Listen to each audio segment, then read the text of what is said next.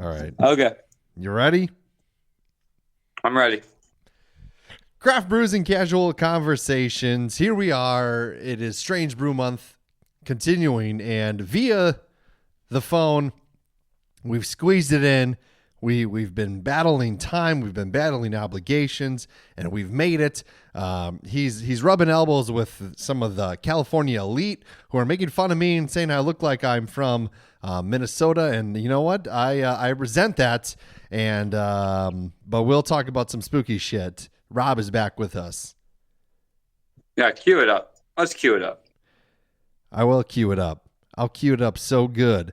I'll cue it up so good that I'll pretend like I had it queued up already, but, you know, I just want to delay. Here it is. And it's cued. Dudes with Brews on a Porch presents to you another edition of Strange Brews. Conspiracies, murder, ghost stories, aliens. We're all coming to get you, my dears. All right, here we are. I haven't bought a new beer since last week, Rob, but I have gotten a different type of bourbon, and I feel like bourbon is a good drink for the fall months. It is usually warm. It's got I think so, yeah. Yeah, I think it's a good blend of some, It warms your veins. it does warm your vein. You know, it's the fall is getting cool. It's getting cold. It's getting chilly. You take a shot of bourbon, and that's gonna bring you right back to a solid, good room temperature. I think so. And I'm drinking the 1792 Cognac cast finish bourbon. What is it? It's a limited edition release from 1792, which is produced in Barton 1792 Distillery in Bardstown, Kentucky. It is a high rye bourbon, a signature mash and distillation. It's finished in French cognac casks. So it should have, it's 47.5 ABV, 95 proof in the U.S. Retails for about $37.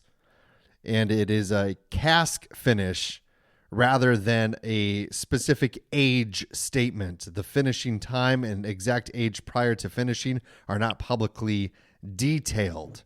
1792 already produces a high rye bourbon mash bill, though the exact proportions for this release aren't officially published. In community notes, they estimate something around 75% corn or so, 15% rye, 10% malted barley for the standard 1792 high rye mash. Tasting profile: deep amber with copper highlights. On the nose, dried fruit. You get some apricot, maybe some fig or raisin, stone fruit, and grape, courtesy of the cognac cask. Baking spices in toasted oak, vanilla, stuff like that. Medium bodied. Some people mention the mouthfeel isn't super thick, a bit thin by premium finish standards, and it should finish with a moderate length, lingering notes of fig leather. There's that leather again. Branded fruit. It's always in there. It's always in there.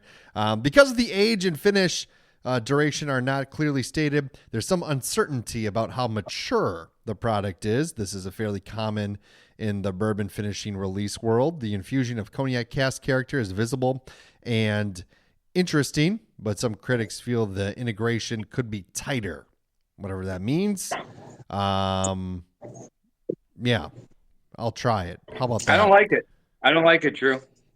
It's too mysterious. There's too many variables, and they don't want to tell us the information. And for a Strange Brew, I'm telling you, there's something. Conspiracy is afoot with this bourbon.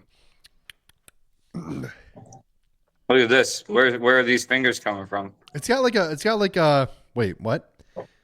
Shonda's in the room. There's fingers going in your butt. She tries. She tries, but I can clench, and I can clench hard. He has no booty. He has no booty? If you're gonna talk, you need to come here. Yeah. We're not recording the video. This is an exclusive. This is a Strange Brew because strange things are happening. Because Kevin can come right now. Get over here. You don't need to be. You're not. We're not recording video. Because they can see my face. No, they can't. Yes. That's what it means by not recording video. I've seen you in person. Yeah, I know, it's horrible. I know. We're friends. but we can't hear you though. Look at this. So Shonda's here. Look at that radiance. You light up the room, Shonda. We're gonna witness Drew taking the first sip of this delicious. Are we in a Packers jersey?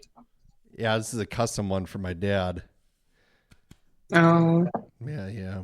Well, I was gonna make fun of it, but I guess now I won't. Yeah, it's like, well. You're gonna make fun of it? I wasn't, but it sounded funny to me to do after you told me that it was a custom one. Do you get the leather? Can you taste the boot in there? I get no boot. It's like sweeter. No boot. I get a burn. It's a good beer, but no a good boot. bourbon then. Yeah, it's not bad. What are you drinking? Drinking a Coors Light. Tastes like water that was filtered through somebody's sock. Good. That they wore for 3 days straight. Yeah, I bet it does. Well, Rob, I have a couple things that we can talk about. It's kind of like because of time and limits in that, we can do a kind of like a quick like speed round of we're gonna do a speed round of this, okay? So it's Strange Brew month. We talk about the weird, the unusual, and all that kind of stuff. Dim your lights and get ready to be terrified. What isn't terrifying is the Packers won. They beat the Arizona Cardinals, which is nice. They barely beat them. The great thing about it is I watched the game. I was working, and I got $1 beers. Good beers, not just like Coors Light. We're talking about real deal beers. Also, I've switched to a delicious spotted cow. I like it. So listen to this. First thing, there it is. That wasn't good at all. Let's talk about this. Okay, the first thing I want to talk about is something called the Hull Library Haunting. HULL. It's in Massachusetts, Hull, Massachusetts. Tiny seaside town, old school library, and some new. It's newly found that some ghostly librarians are in it. They're looking up the Dewey Decimal System and they're getting ready to go wild. So it was Paranormal New England. It's a paranormal group. They did a 6-hour investigation this month at the Hull Library in which they caught whispers, phantom reflections, and people getting touched and all that kind of stuff. So Hull Library goes back to the 1800s, supposedly houses the spirits of an Irish poet and a Revolutionary War soldier. There you go. You could get some writing tips from them, perhaps. Yeah, they're just bumming around in the library, and it's newly discovered. And it's the first time, I guess, that something like this has been happening. Do you feel like most libraries should be haunted, like the old ones? I feel like if ghosts are real, every single place on this planet should be haunted. Yeah. Probably should. Libraries especially, because librarians should be haunting every library that they've ever librarianed at. I feel like maybe it's because I grew up on Ghostbusters. I don't know. The biggest one is there's like this gray lady apparition that haunts the public spaces. And often is like a cause for community pride. So when you go to return your late books, the apparition says thank you, and if you refuse to pay your bill, then the apparition possesses you, and bad things happen. That sounds like a clever advertising ploy. Do you think if you pay your late fines or else? do they put that on the sign? The gray lady? Yes, I think so. It could be. I think every time they check out a book, they give you a bookmarker that says the gray lady will come for you. The gray lady. The gray lady type apparition. It's a lady type. So they can't even like specify that it's necessarily a lady. Well, you know, the afterlife is very woke, Drew. They don't like to get battened down into, you know, gender identification. It's types. It's typology. Looks like a lady, so it's a lady type. Doesn't mean it's a lady. But I mean, theoretically, if you're in the afterlife, is there really, you know? There should not be. It doesn't. I think everybody's Barbie and Ken. They're all smooth down there. Eunuchs. Yeah. You don't have to worry about. You know, that would be nice in the afterlife. You don't have to worry about anything. You know, very often do I think about like it's 2025 and the fact that like humans haven't evolved to a point where we don't have to use the bathroom anymore is quite frankly disappointing. You're right. I feel like there should be an evaporation system or some kind of, you know, our defenses are down. Teleportation of poop. There should be something, or our body should just naturally like be able to absorb all the nutrients and everything that we have, because like if you think about it, when you break it down and we go back to like our nomadic ways, pooping and peeing is really a vulnerable state. We could be demolished. That's when you get attacked by wolves. Right. It doesn't make any sense. So the fact that our bodies haven't evolved enough is that was the whole idea behind Soylent. Soylent Green or whatever. There's a movie Soylent Green, but there was also a product in the 2000s and the 2010s that was like Soylent, and the idea of it was a clearly like autistic or like, you know, a new age genius, like technological what would be the word, somebody who was like really into the new form of this world. Sorry, I've been drinking for a while. A savant into computers and stuff, and he wanted to eliminate waste from the stream. So it was like, what is it? And he kind of asked the question, what are the minerals? What are the vitamins, the minerals, and all the things that the human body needs to like function in a 24-hour period? And he took that and he created this product Soylent, which was already an idea for a sci-fi movie back in the 70s called Soylent Green. And it was to literally go like, if you eat this, you will not wait, you won't pee, you won't poop, you won't, because it's everything you need and nothing extra. Okay.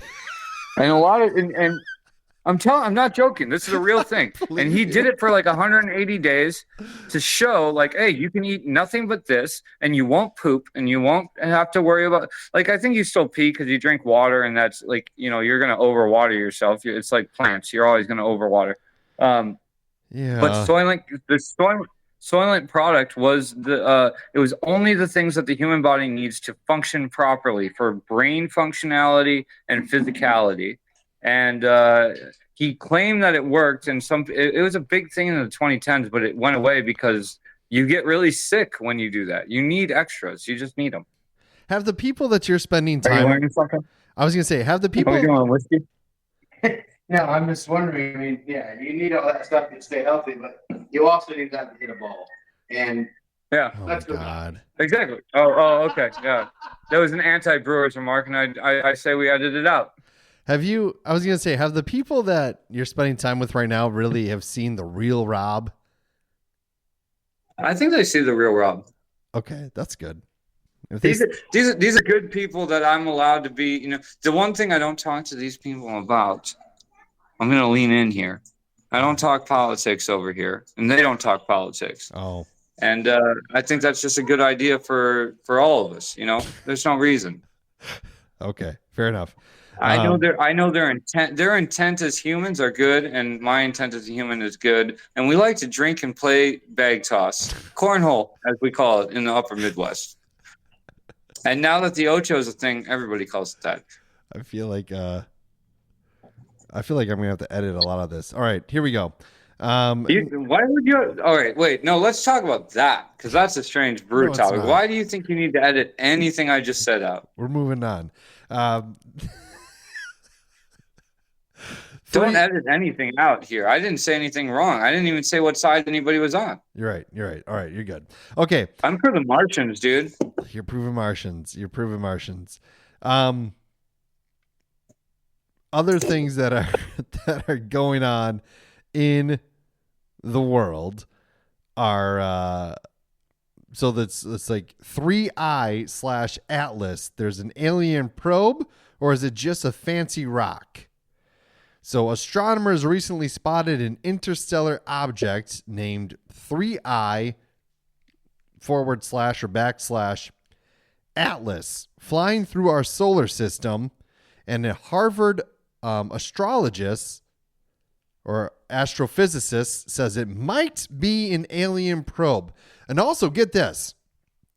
Recently, it's come to the world's attention a little bit. Some NASA people have come forward and said that there's a good chance that we are amplifying and like over exaggerating the intelligence of extraterrestrials. There's a good chance that alien beings are really, really dumb, and they're not. I agree with that, and they're not what we think they are.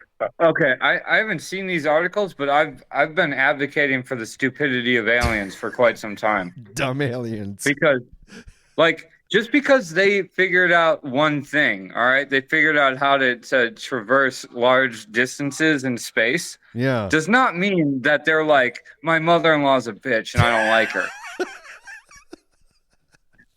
Like, I 100%, like, I don't think that they're emotionless, logical creatures that would, I think that they're a species of whatever from a planet that they had the right fuel and the right minerals and the right whatever in their on their planet that allowed them to create a fuel source and learn to traverse light years or whatever or go light speed. But they still bicker about like how bacon should be cooked. Some people like it soft, some people like it crisp, you know, like, and I think that they get bogged down in those same things. And then there's like 5% of them that are really smart. But yeah, they truly have said like there's a couple different things. Like one, like they could know that we exist, and they're just like so disinterested in what we're doing that that's why they haven't been here. That's why they haven't visited recently. Or they're so dumb that there's no way that they'll ever find us. I think that they're dumb, but they still like they're smart in one area. Think about it like this, like what, probing? Like probing. They know how to do anal probes, but they don't know how to do oral like probes. They only look at one orifice. Yeah, they're only looking at one hole. That's like it's very narrow-minded. Yeah, but no, in reality, I really truly believe like yes, like all right, if you went and talked to like a NASA scientist, they know how to move through space. But they don't know how to move through a cocktail party without like being weird. Yeah. I think that any alien species is going to be kind of like us, where it's like they have their savants in certain areas. We're all a savant in some area. Sometimes it's not a measurable area. So like some of us are good at playing like bar pool, and some of us are good at like crunching numbers and some of us are great at breaking codes and all that stuff. But like I kind of believe that any species that's intelligent out there or has consciousness, they're going to have the same, like with consciousness comes consciousness, being self-conscious, being a little bit like having anxiety, having doubts about who you are as a person. Let's not say a human being, let's say a person, because it could be any number of whatever. But at the same time, think about it like this. They know we exist. If they've been here before and they know we exist, some of them are interested in what we're doing the same way that some of us some humans here on the planet Earth, a small percentage, have an ant farm in their bedroom and they like to watch ants make colonies. Most of us don't give a fuck about it. A crap, whatever. I don't know. Do we can swear on this. But most of us don't care about ant colonies, but there is a small percentage that go like, I'm very interested in this. And I'm going to argue that we should spend money on researching ant colonies to see what the best way to make a colony is. And I feel like alien society is probably similar, where it's like there's some super nerd aliens that are like, I think we should be studying these humans because they're doing some weird stuff. Like they get smarter and then they use their intelligence to be stupid and hurt each other. Let's figure out why that is. I think that's interesting. And let's watch this little human farm that we have. And it's just a small percentage of them that care. And the rest of them are living their own lives. That personally, I do actually think that that's how it is. Like some of them come here, they report back. They're biased in their reporting. Just like when we go to Mars and we're like, that looks like water. I think it's water. It's probably water. I think it's frozen water underground. And then there's other people like, I think it's actually like Dimesol. It's a thing. I just made it up, but it doesn't matter. You know, Politics. I think politics are real in alien society as well as ours. That's what I'm saying. Speaking of going back to our first original one, remember when I said the lady was like a gray apparition, Lady Gray or whatever it was? That is where we started, isn't it? Yeah. There's another incident out there going on at Liberty Hall. So Liberty Hall is a historic site in Frankfurt.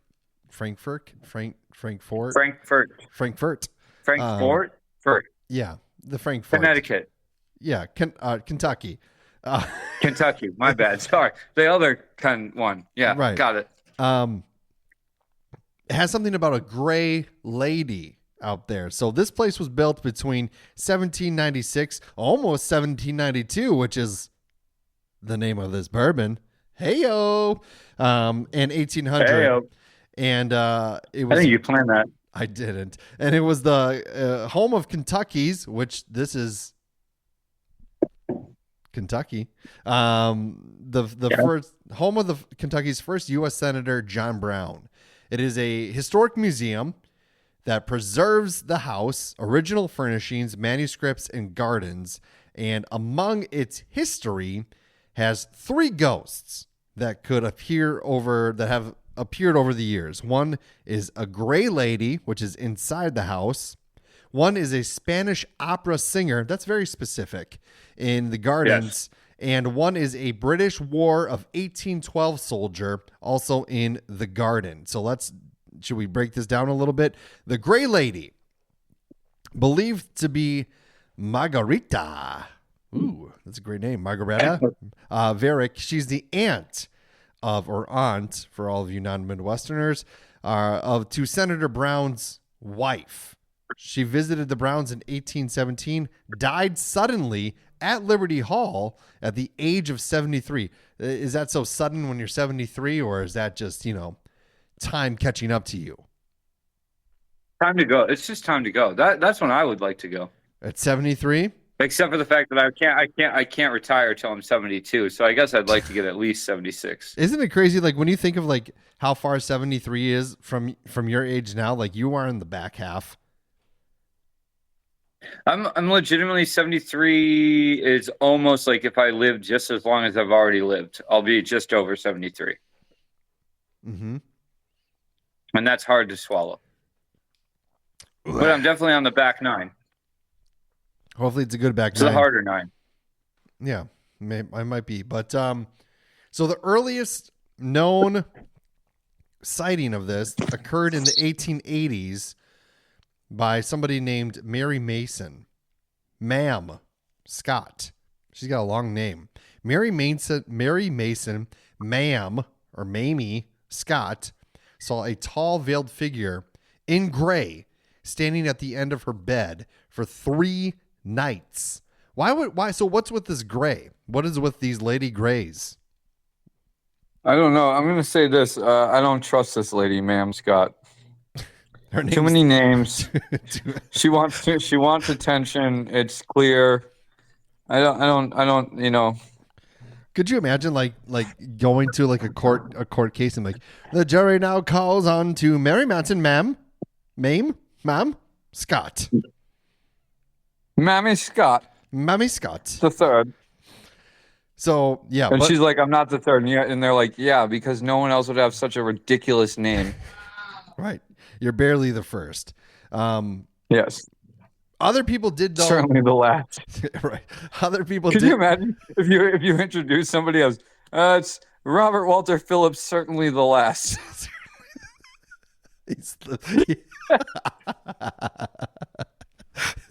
Right. Please put that in my obituary. Certainly the last. Put that on the headstone. Certainly the last. The first and certainly the last.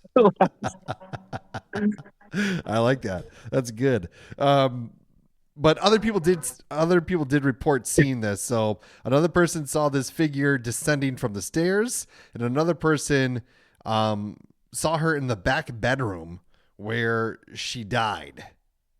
So that's kind of interesting. You can tour this place, Liberty Hall.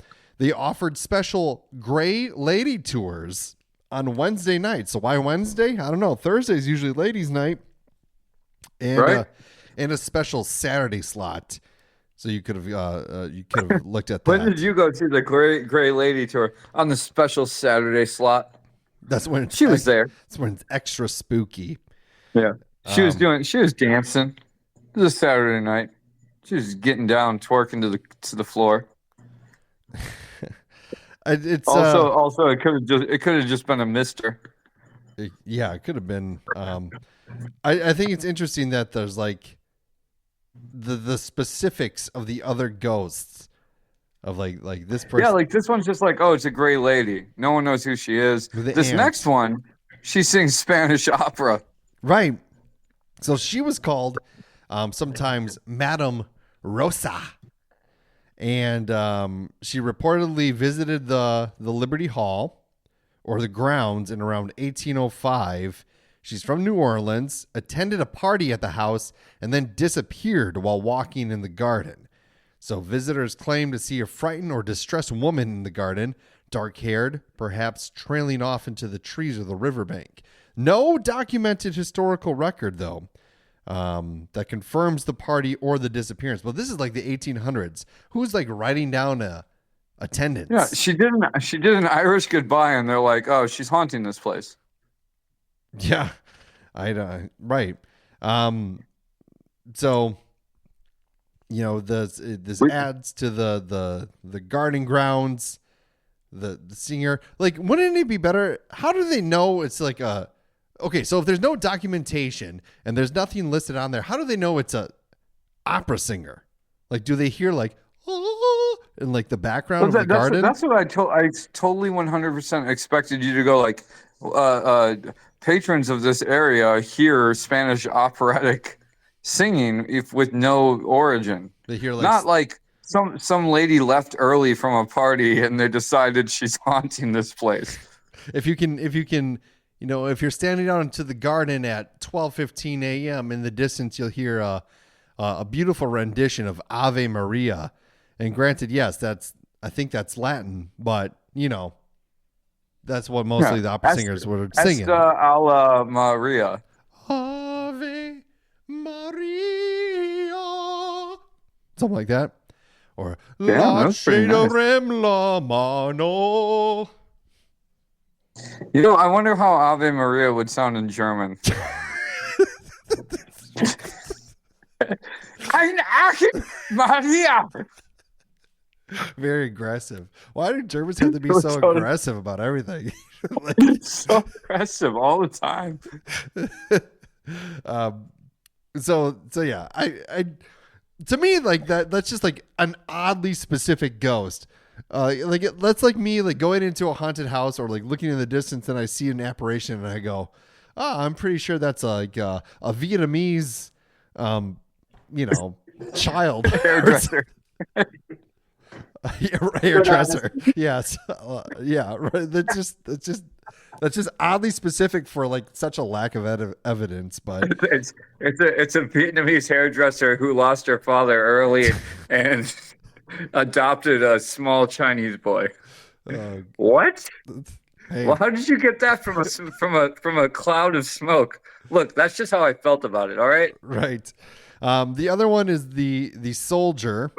So War of 1812 or Revolutionary Era. Either or, one or the other, I guess. Either or, yeah. They're like what, 50 years apart only. It's not much. Not bad. It says the soldier fell in love with a visiting cousin. Like, so they fell in love with their cousin? That's disgusting. Oh no, just kidding. Fell in love with a visiting cousin of the Brown family. So we're not talking. Oh, thank God. Yeah, way to bury the lead. But his affection was unrequited. He was in love, unrequited love. Nobody cared about him. And he's allegedly still seen outside of the house being a pervert and peering into windows, yearning for his lost love. Well, is it really lost love when you never had it? Well, I'll say this. It's good to know that emo existed back in 1812. Like the first emo kid. It was like, it just goes the cousin of the Browns didn't love me, so I killed myself, and now I'm a peeping Tom. He didn't kill himself, but Hey, I'll make up whatever story I want, Drew. It just goes to show that men really need to learn how to get a fucking clue. Just move on. Like, stop it. We need to learn how to just be alone sometimes. It's okay. Yeah. But I think really we go like, why am I working so hard if I don't have a woman to have to buy things for? Because I could live on the side of the street and eat raccoon that got hit by that car that just drove by. That'd be fine by me. Were there cars in the 1800s, in 1812? The carriage. Let's say the horse, horses. It's tenderized by the horses. Maybe. Was there that's the question I want to know. Was there raccoon roadkill back in the time of horse carriages? Interestingly enough, as with the opera singer, again, I feel like you glossed over that a little too quickly, but all right, continue. No solid historical documentation for this soldier. The site states the origins of the legend are unknown. Do we have a name for the soldier? It's just a soldier. It's a soldier. Yeah. We've got a gray lady, a soldier, and then a Spanish operatic singer who had 6 kids and loved equestrianism. Well, the gray lady was an aunt, so we have that. Oh, okay. But outside of that, to know her parents had sex more than once. Very unspecific. What? Yeah, because if she's an aunt, that means she has a sister. Okay, yeah. What does that have to do with anything? To me, it means a lot, Drew. And I feel like all of our listeners are on my side. What? Your silence speaks volumes. Because I guess I don't know where you're going. What? I'm never going anywhere, Drew. I'm not. I'm like legitimately. I'm walking on a treadmill here.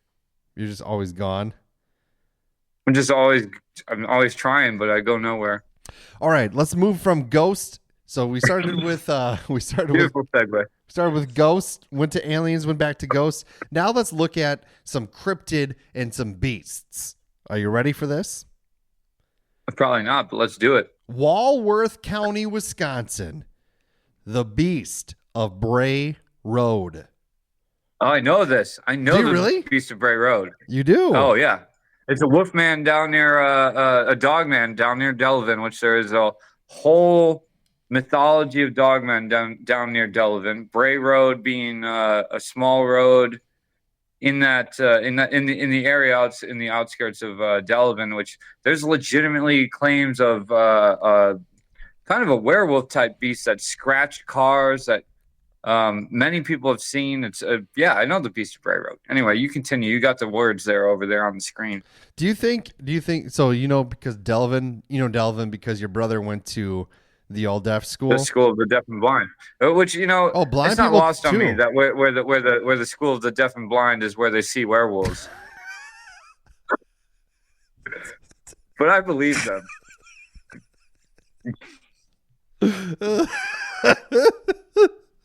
That's awful. Hey, my brother went there. I'm allowed to come on. He would laugh at that joke. Yeah. So the Beast of Bray Road, creature, around in Walworth County, and especially around the rural sketch or the rural stretch known as Bray Road. He walks on two legs. Sometimes is all on fours. Stands at about 6 or 7 feet tall. 6, 7. When upright, you don't know that joke. What? It's awful. Covered in fur. He's a wolf or dog-like head, glowing eyes, long claws. Sightings date back as far as 1936. A watchman at a school, maybe the one that your brother went to. Yep. He was on the deaf side of things. A watchman, yeah. He was probably of the deaf. He was probably deaf, not blind. Right, correct. The watchman. Do you think Don't laugh, or you're a bad person apparently. It peaked during the 1980s and the 1990s. So while most high-profile sightings were a long time ago, there actually some more stuff happened recently in 2023 where people hunted for the beast, and it still continues to this day. And people are updating videos and photos. It's still going on. It's some people think it's a big ass dog, a wolf, or a bear. Some people just say it's pranksters dressed up, but a lot of people say it's a real creature. There's accounts of people this thing lifting somebody's car up so the rear wheel drive couldn't allow them to drive away. Oh, really? There is physical evidence in this case that is very interesting. It stalks vehicles. It goes back a ways, but but there's that's the thing. So there's the Beast of Bray Road, but there's also the Delavan Dogmen, which there's multiple accounts of dog creatures or sightings of a dog/human creature in that area. So the Bray Road Beast is one thing, but it could actually bleed into another thing, which is this werewolf or dogman phenomenon that happens in the Delavan area. So witnesses say, there's a couple things. Stalking vehicles is one of the things that it does. It will chase your car while on two legs and running at you around 35 to 40 miles an hour.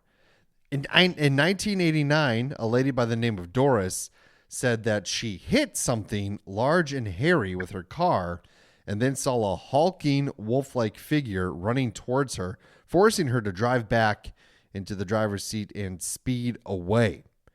Tire marks and scratches were later found on the car hood. How were tire marks found on the car hood?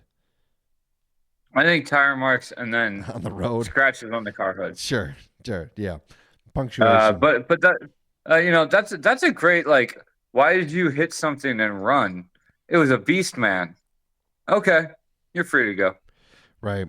Other people say that while they're walking their dog or parking on the side of the roads or helping somebody who's broken down, that the beast emerges from cornfield or ditches, crouched and growling. One man said it lunged towards him before stopping short, then retreated on all fours for whatever reason. A teenage couple in the 90s said that it charged at them, snarled at the window, and then took off. Farmers report animal mutilations in nearby fields in which livestock were found partially eaten or torn apart. Though a lot of people say hey, that could be a coyote.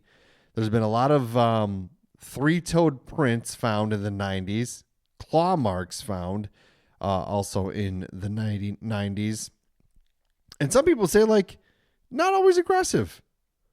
Well, it's go ahead. It's funny to me because when you read all these accounts back to back, you would assume that Bray Road is some like heavily trafficked road or whatever. It's really not. It's very rural. It's Very what? the people that are seeing this, they're there all the time, so they do get to see the pattern of what this thing is doing. You said it's very if you believe it rural. exists. Very rural. Rule? You said it's very roll. You said it's very roll. Rule. Oh, that's just because I have bad teeth. Rural. The rare jur? Rural juror. The rural juror, yeah. This is what, it's funny. Like, I'm going to take a moment. We talked on the phone before, and I was just like, you had been drinking. I was like, yeah, I had some, earlier and whatever. And you're like, yeah, but those are the best episodes. I bet you we sound like fucking idiots right now. We probably do. We sound terrible. No, it's funny though. It's good. So yeah, this is pretty, the common themes in the sightings between 10 p.m. and 3 a.m. near woods, cornfields, or creeks displays predatory curiosity, approaches but rarely makes contact, and that leaves physical evidence of scratches, prints, or animal remains. There we go. Speaking of animal remains, there's a dog staring at my back door here. Maybe there's a Bray Beast out there. If the Bray Road Beast is behind there, Phil's going to be a goner. I'm willing to make that. I think Phil sacrifice. can handle himself. There's no way. Out of all the things that we discussed, which one would you want to investigate the most?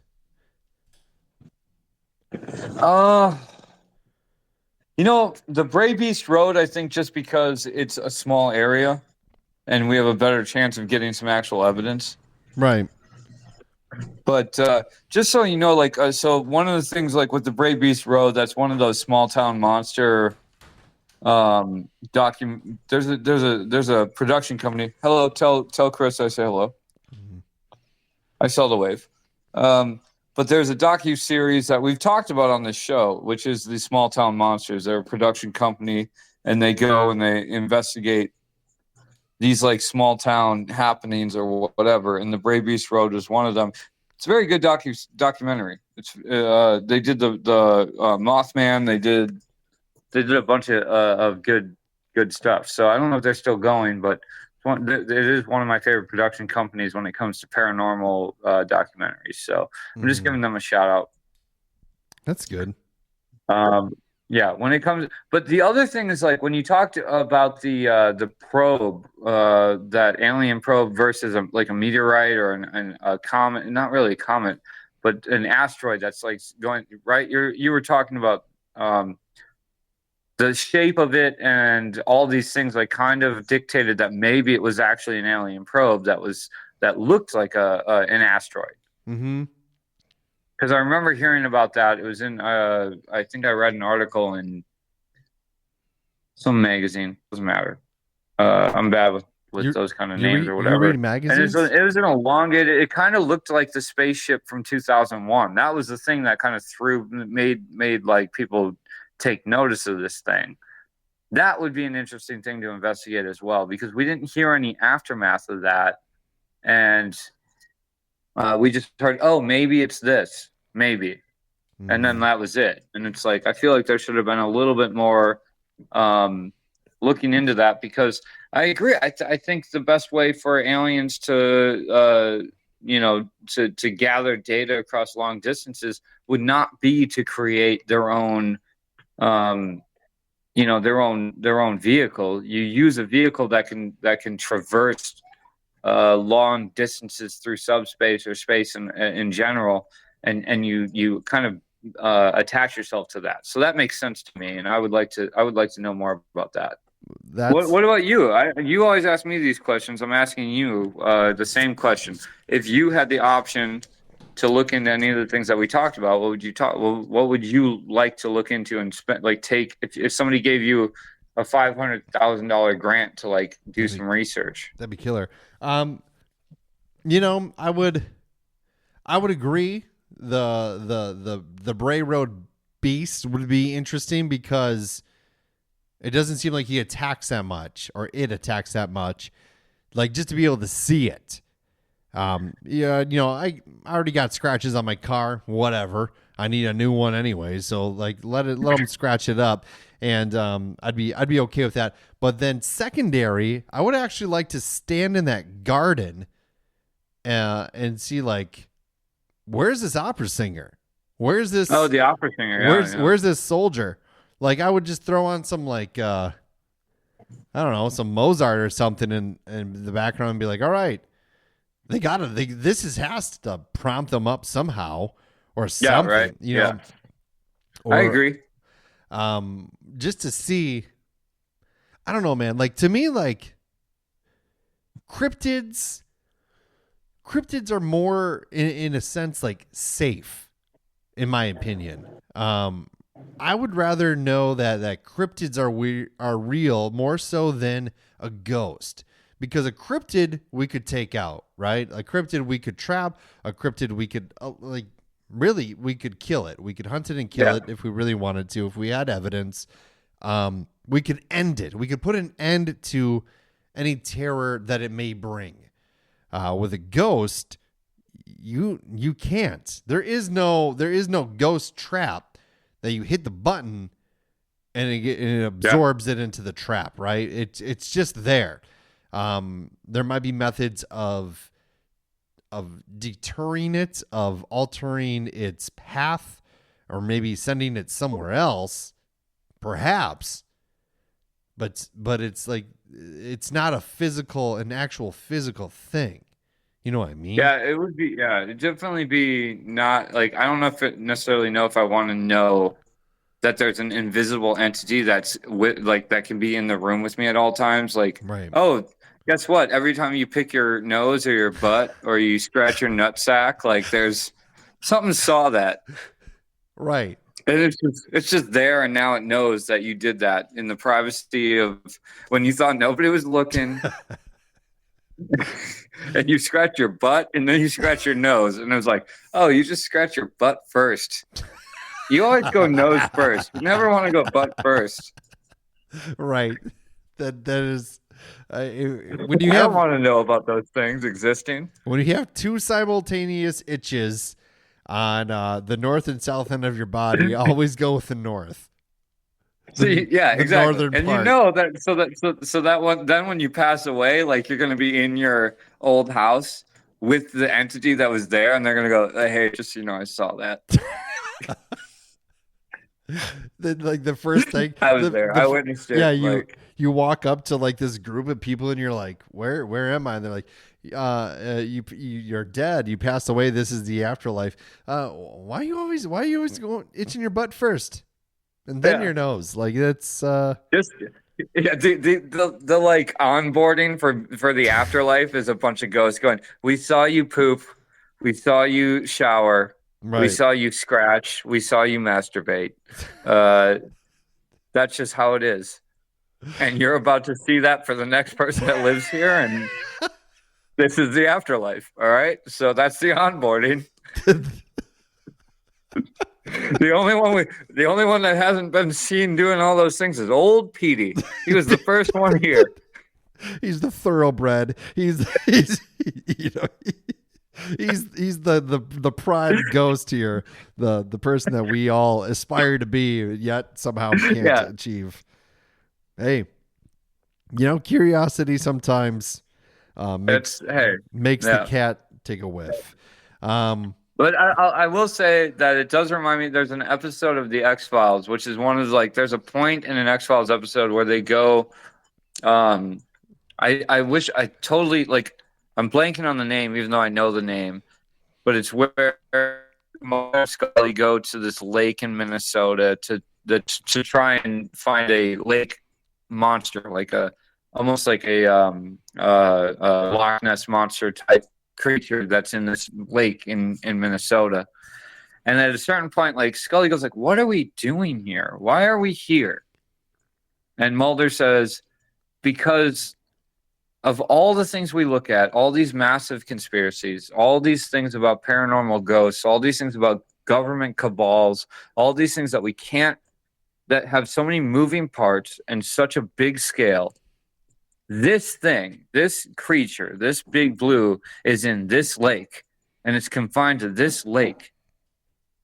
So if we can't, like, let's go and find this thing that's supposed to be in this lake. It can't go any further. It can't not be here. If it's here, this is where it is." And I think that's like the reason that episode is so good is what we're talking about, where it's like, I'll go to Bray Road before I will want to know about the afterlife. If I find out ghosts are real, then I have to think about the afterlife and life in general, and it's more questions than answers. When you have a cryptid creature that is confined to one road or one lake or one place, it's like, let's look into that. If we can figure this one thing out, there's a solution, and we can. It doesn't create all these questions. It's like you said, like we can take out a cryptid if we need to, but if ghosts are real, then we just have to worry about what we look like when we're naked alone. And then I'm wearing a shirt all the time. You know, then you're a never nude. Then you're Tobias in Arrested Development. I was wondering for the longest time, like, how did you get this out of talking about itching in your butt? But it's because I'm very self-conscious. I always go butt and then nose. That's my problem. You know, I think that means you're an adventurous person. Sometimes you seek into the unknown, and you take risks. I go into the darkness first. As long as you don't scratch your eye afterwards, because then we're talking about different kinds of infections.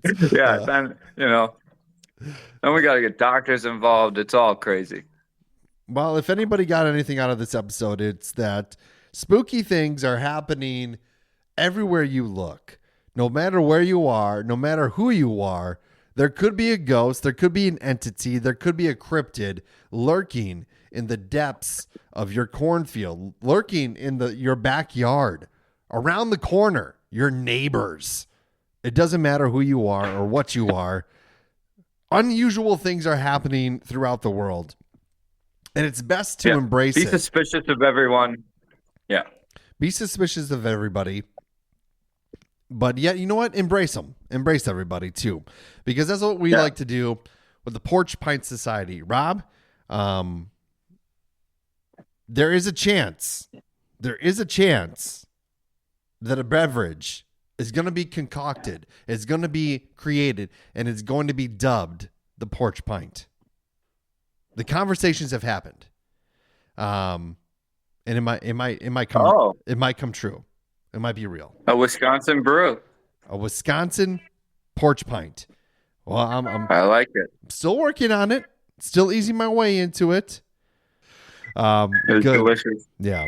How was your Spotted Cow? I drank a Coors Light, and then I switched to Spotted Cow, and I got to tell you, Spotted Cow is like 1,000 times better. What is that noise? It's a whistle from my sweet Casey. Yeah, Casey is whistling. She's very good at it. Uh-huh. Sounds like a parakeet. I told you this was going to happen, you know? This is what happens when we record on an off-site location. We got it. We got it done. We got the information out. Buy our merchandise. I think it was a good episode. I think we went all over the place, and I think it was good. We got some laughs. Buy our merchandise, linktr.ee/dudes with brews. Listen to the ads that play before or after. If you don't listen to them, I will know, and I will punish you by putting one in the middle. I love it. I love the authoritarianism of your ads. Hey, Papa's got to make a buck. All Yeah, right? you got to be mean about these things. Otherwise, people take advantage. That's right. All right, let's get out of here. Toodaloo. I love you. You know what? I love you too. Hold on. I gotta find the button. That sounds like a good place to end it. Hold on. What the hell is it? Here it is. All right, here we go. Audio. Goodbye, everyone.